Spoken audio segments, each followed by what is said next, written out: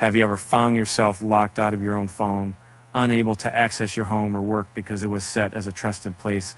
Well, fear not, my friend, for Google may have just made managing those pesky trusted places a bit easier.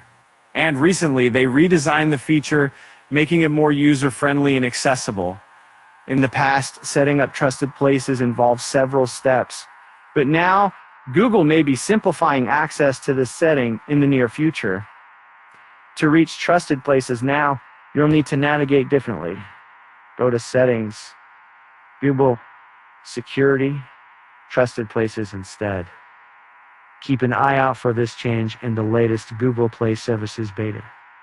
Version 24 and 34. In the beta, you'll now find trusted places in the location setting. A new path now requires you to go to Settings, Location, Trusted Places. You may still need to enter your screen or lock authentication as before.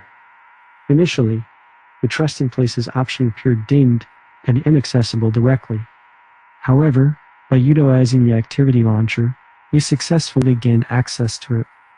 To our surprise, not only was the location of Trusted Places changed, but upon opening the page, we found it had undergone a slight facelift as well.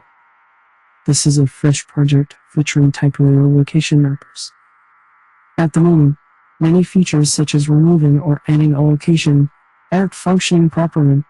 Given that an ongoing development, these issues are to be anticipated. It's plausible that there could be more features for Google, as hinted by the text found on a placeholder screen. A view all settings, utilizing trusted places. This page may display various settings, such as extended unlock, which are capable of leveraging the trusted places list. So the next time you're locked out of your phone, remember that with Google's help, you might just be able to get back in. And who knows, maybe they'll even make it easier to manage those pesky trusted places in the future. Until then, keep calm and carry on.